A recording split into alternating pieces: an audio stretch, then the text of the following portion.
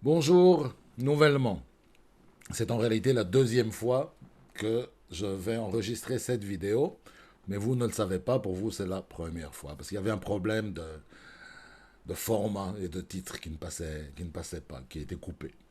Donc, aujourd'hui, nous allons parler de différenciation, d'accord? De la nécessité de différencier, comme le titre là-haut nous le montre. Et maintenant que nous le savons, je vais laisser partir le titre. Et pour illustrer ce concept de différenciation, j'ai choisi de vous montrer cette photo que j'ai prise à Londres, sur la rive sud de la ville, de la Tamise.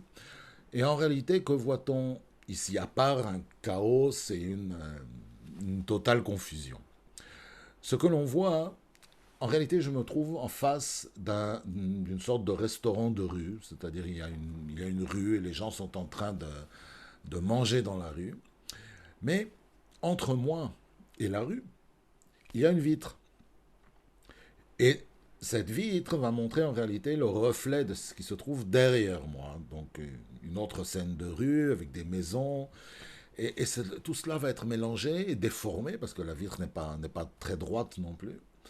Donc les maisons, on voit les fenêtres, les volets qui semblent en train de tomber. Ça fait un peu penser à une sorte de tableau de Salvatore Dali parfois. Et on ne sait pas ce qui appartient à la réalité, au réel, et ce qui appartient au reflet, c'est-à-dire à l'illusion. Et tout est mélangé, tout est l'un dans l'autre. C'est le chaos, c'est la confusion, et il n'y a pas d'ordre. Et le problème de ce mélange spatial qui va tout mélanger, étant qu'en réalité, cela va limiter notre propre liberté d'action. Parce que si les choses ne sont pas à leur place, on ne va pas pouvoir trouver notre direction. Il y a une rue en face, il y a un chemin, mais je ne vois pas le chemin. Le chemin est bloqué par l'illusion, par le reflet, par l'ignorance. Et j'ai besoin d'ordre, en réalité, pour pouvoir voir mon chemin et faire mon chemin et marcher sur le chemin. Donc, l'ordre est en réalité un facteur de liberté. C'est-à-dire qu'il n'est pas possible de s'orienter sans différenciation, en différenciation entre le réel et l'ignorance, comme je le disais, entre la conscience et le manque de conscience qui est l'ignorance, donc la réflexion.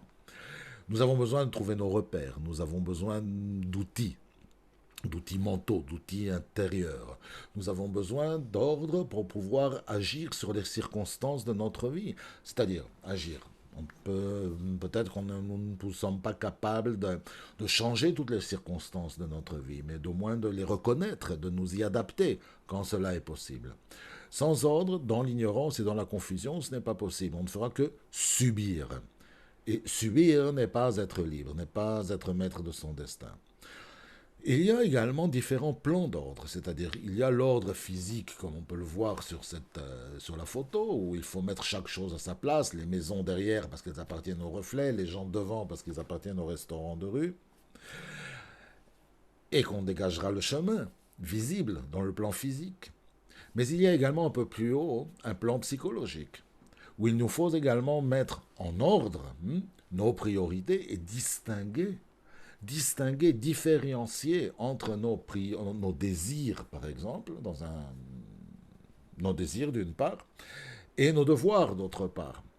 Si on mélange entre les désirs et les devoirs, on rentre de nouveau dans la confusion, on perd l'ordre et on perd notre propre chemin. Donc, pour faire une priorité, il faut d'abord distinguer et différencier.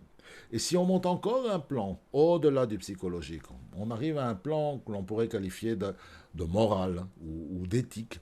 Et là, on va en trouver les valeurs qui sont pour nous des valeurs essentielles, des valeurs avec lesquelles on ne peut pas faire de compromis, des valeurs qui correspondent à notre identité intérieure. Donc, je ne peux pas faire de compromis avec ce concept parce que si je le fais, je perds ma propre identité. Mais si je ne suis pas capable d'abord de différencier et d'être conscient du concept, donc de le délimiter, de le nommer, de lui donner un nom, de le différencier de la confusion, de le sortir de la confusion, je ne serai pas capable de savoir quand je peux et quand je ne peux pas me permettre de faire de compromis. Donc je ne suis pas libre.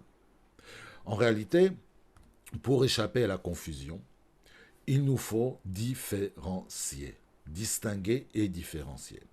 Cela ne signifie pas rejeter. Il ne faut rien rejeter, il faut simplement mettre chaque chose à sa place dans chaque plan.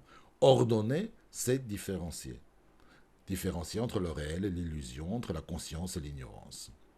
Et cette différenciation en français, nous mène à la liberté, à la véritable liberté, c'est-à-dire la liberté qui nous permet non pas de choisir, mais d'être conscient pourquoi l'on choisit, de ce que l'on choisit. Voilà, une petite réflexion philosophique ou photo-philosophique dans cette mini vidéo de blog. Et vous avez ici, comme d'habitude, mon email. Donc n'hésitez pas, si vous en avez envie, à m'envoyer vos commentaires. Et vous avez également l'adresse de mon site web où vous allez pouvoir trouver d'autres vidéos, d'autres textes, d'autres photos, d'autres réflexions et beaucoup d'autres matériels. Donc vous pouvez visiter, n'hésitez pas non plus. Voilà, à la prochaine fois, c'était un plaisir et on se retrouvera bientôt.